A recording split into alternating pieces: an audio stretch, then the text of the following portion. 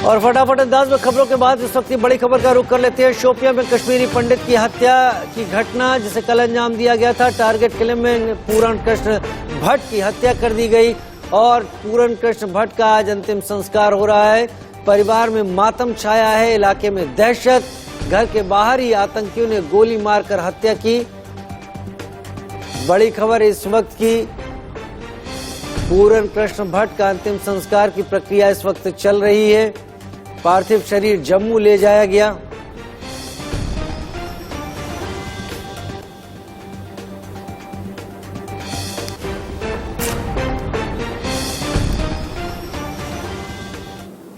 ये बहुत ही दुखदायक बात है, दर्दनाक हादसा है हमारे पूरे हिंदू समाज के लिए और अब इसका अंत होना होगा। आज हम इस बनतलाब क्रिमेशन घाट में पूरा समुदाय जो यहाँ पर है आज शपथ यहाँ लेगा।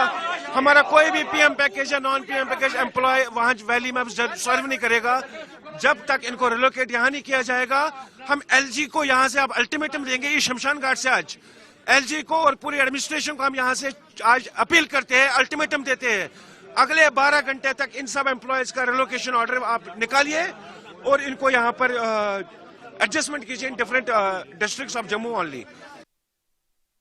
और हमारे साथी संवाददाता अजय जांडेल हमारे साथ लाइव इस वक्त जुड़ गए हैं। अजय, एक बार फिर ऐसा लग रहा है कि आतंकवादी हताशा में सही लेकिन टारगेट किलिंग को ही एक निशाना बना रहे हैं। टारगेट किलिंग के जरिए वहां के हिंदुओं को मारने की, उनकी हत्या करने की एक कोशिश है। प्रशासन, पुलिस क्या कर रही है और अभी पूरण कृष्ण भट्ट के अंतिम संस्कार से जुड़ी हुई कोई अपडेट? देखिए, बिल्कुल अंतिम संस्कार जो है पूरण कृष्ण भट्ट जी का इस वक्त हो रहा है और जम्मू के बनतलाब इलाके में जो शमशान घाट है वहीं पर उनको अंतिम विदाई दी जाएगी। पूरा कश्मीरी पंडित समुदाय और तमाम जो आसपास के लोग हैं वो यहाँ पर पहुंचे हुए हैं और लगातार पूरण कृष्ण भट्ट की आत्मा की शांति की दुआ कर रहे हैं। मगर ये शांति जो है आपको बता दूं कि ऐसे नहीं हो सकती जब तक कि आतंकवाद पर आखिरी वार नहीं होगा, जब कश्मीर में बचा हुआ हर आतंकी उसकी समाप्ति नहीं होगी।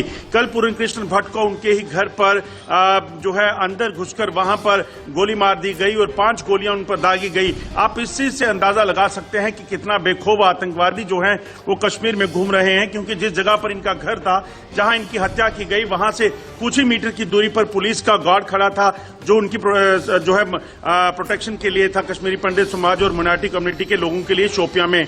वहीं से 200 मीटर की दूरी पर भारतीय सेना का एक कैंप है।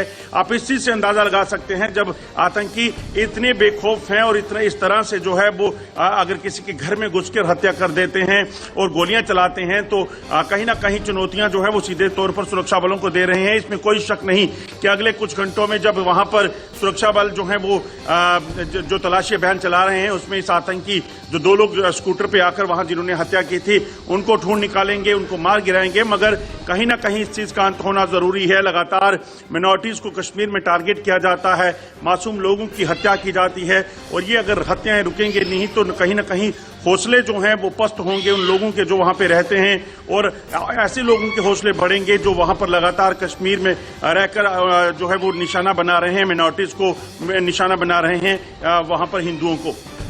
अजय, क्या किसी आतंकवादी संगठन ने इस हत्या की जिम्मेदारी ली है? क्योंकि आतंकवादियों का अब जो सबसे बड़ा मोटो समझ में आ रहा है वो ये कि भय और डर फैलाने की कोशिश की जा रही है। जो अब तक तमाम बातों में सामने आ रहा था कि घाटी से अब वो भय और डर का वो माहौल नहीं है। क्या केवल दहशत फैलाने के इरादे से हत्याकांड को अंजाम दे रहे आतंकवादी? देखिए, बिल्कुल आप सही कह रहे हैं। जिस तरीके से लगातार हत्याएं हो रही हैं, जिस तरीके से मिनॉरिटीज को टारगेट किया जाता है या ऐसे लोगों को टारगेट किया जाता है वो जहां पर जो कहीं ना कहीं भारत की बात करते हैं, जो खुलेआम भारत का नाम लेते हैं, उनको टारगेट करने के प्रयास इन आतंकियों के रहते हैं। आपको बता दूं कि कश्मीर फ्रीडम फाइटर करके एक आतंकी संगठन है। दरअसल ये उन्हीं 3 आतंकी संगठनों का लश्कर तौबा हो, हिजबुल मुजाहिदीन हो, जैश ए मोहम्मद हो, उन्हीं का एक ऑफशूट रहता है। आपको बताऊं कि चाहे वो कश्मीर फाइटर हो, TRF हो, ये सारे जो हैं ये बेसिकली लश्कर और हिजबुल मुजाहिदीन के जो हैं वो फ्रंटल ऑर्गेनाइजेशन है। यानी कि ये सिर्फ नाम बदलकर ऐसे टेररिस्ट जो होते हैं, जो उनके लिए काम करते हैं, उनका नाम बदलकर एक प्रेस रिलीज जारी करते हैं और कहते हैं कि भाई हमने इसकी जिम्मेदारी ली है। दरअसल सिर्फ इसके पीछे का मकसद पाकिस्तान का ये रहता है कि इसमें पाकिस्तान का नाम ना आए, क्योंकि अगर लश्कर हिजबुल मुजाहिदीन और जैश ए मोहम्मद का नाम आएगा तो सीधे तौर पर पाकिस्तान पर सवाल उठते हैं। मगर ये होते वही लोग हैं, मगर एक नाम नया दे दिया जाता है, चाहे वो कश्मीर फ्रीडम फाइटर हो, चाहे वो द रेजिस्टेंट फ्रंट हो या कुछ और हो। दरअसल इन सब का मकसद जो है वो एक ही रहता है कि कश्मीर में आतंकी गतिविधियों को बढ़ाए रखना है। कश्मीर में जो लगातार पिस्टल यानी कि जो छोटे हथियारों की स्मगलिंग बाहर से हुई है, उसके जरिए इन लोगों को, खासतौर पे जो कुरियर थे, उनको जो है ये हथियार प्रोवाइड किए गए हैं और यही जो है किसी भी मासूम को निशाना बनाने के लिए छोटे हथियारों को छुपाकर वहां पहुंचते हैं और हमला कर देते हैं। यही वजह है, कल भी ऐसा ही हुआ, पिस्टल के जरिए बिल्कुल पास जाकर जो पूरन कृष्ण भट्ट है उनकी हत्या की गई और उनको निशाना बनाया गया। और ये ऐसा वाकया है जो लगातार दहशत बनाए रखता है। आप देखिए, एक किसी मिनॉरिटी कम्युनिटी को निशाना बनाने का मतलब है देश भर में इसकी आग फैलेगी, देश भर में इसको लेकर गुस्सा होगा और अंतर्राष्ट्रीय जो है समुदाय के सामने पाकिस्तान को ये फायदा मिलेगा कि देखिए कश्मीर में हम कुछ नहीं कर रहे हैं, मगर कश्मीर के जो वहां के रहने वाले जो लोग हैं, जो एजिटेटर्स हैं, वो ये कर रहे हैं। मगर सच्चाई ये होती है कि ये वही लोग हैं जिसको कुछ पैसे देकर पाकिस्तान जो है यहां पर टाउट का काम करवाता है और यहां पर हमले करवाता है। और ऐसा ही इस केस में भी सामने आ रहा है कि एक ओवरग्राउंड वर्कर जो पाकिस्तानी आतंकी संगठन के लिए काम करता था, उसे ये टास्क दिया गया था, उसे हथियार दिए गए और उससे ये हमला जो है ये करवाया गया, उससे हमला करवाया गया। लेकिन कश्मीरी पंडित समाज जो अब हमने देखा तस्वीरों में, हमने उनकी बातें भी सुनी, एक अलग अब गुस्सा है उनके अंदर कि यहाँ पर सब कुछ हो जाने के बाद भी आतंकवादी अपने इस तरह के टारगेट में सफल हो रहे हैं और आगे भी दहशत और डर को फैला रहे हैं। देखिए राजीव, मैं आपको बताऊं वो क्या रहा है। दरअसल कश्मीरी जो पंडित समाज के लोग हैं या कुछ और मिनॉरिटी कम्युनिटी के लोग जो कश्मीर में रहते हैं, कुछ ऐसे हैं जो जम्मू से, जिनको वहां पर नौकरियां दिली थी, रिजर्व कैटेगरीज के लोग जो है वो कश्मीर में थे। और जो अभी आपने स्टेटमेंट सुना, ये बेसिकली वो कश्मीरी पंडित समाज के एम्प्लॉयज हैं जिनको प्रधानमंत्री पैकेज, जो एम्प्लॉयमेंट पैकेज था, उसके तहत कश्मीरी माइग्रेंट्स को जो नौकरियां दी गई थी, वो लगातार कश्मीर में डिप्लॉयड थे। राहुल भट्ट का आपको नाम याद होगा, वो एक थे और उनको दफ्तर में घुसकर गोली मारी गई थी। उसके अलावा रजनी बाला आपको याद होगी, उनको जो है उनके स्कूल में गोली मारी गई थी। तो ये वही लोग हैं, ये कह रहे हैं कि हम कश्मीर नहीं जाएंगे जब तक कि वहां पर शांति नहीं हो जाती, और इसीलिए प्रशासन जो है इनको जम्मू में कहीं ना कहीं एडजस्ट करे जब तक कि वहां पर शांति नहीं होती। क्योंकि लगातार ये लोग जो है जम्मू में रह रहे हैं पिछले 5 महीनों से, जब से राहुल भट्ट की हत्या हुई है, और ये मांग कर रहे हैं। मगर प्रशासन की तरफ से, एडमिनिस्ट्रेशन की तरफ से इनको लगातार दबाव बनाया जा रहा है कि ये लोग वापिस आए, नहीं तो इनकी सैलरी जो है वो बंद कर दी गई हैं या इनके खिलाफ एक्शन हो सकता है। तो ये वो लोग हैं।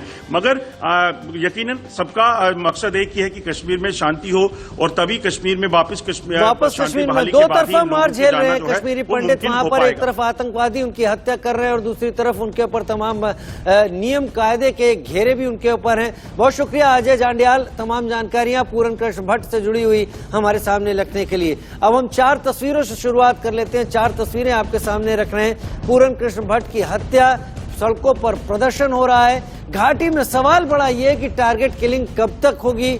परिवार में मातम, घर पर उमड़ी भीड़। ये 4 तस्वीरें आपके टीवी स्क्रीन पर। एक बार फिर से लोगों के अंदर वही गुस्सा, लोगों के अंदर वही निराशा कि आतंकवादी अपनी इन योजनाओं में कैसे सफल हो जा रहे हैं और कैसे आम नागरिक, माइनॉरिटीज को वहां पर निशाना बना रहे हैं।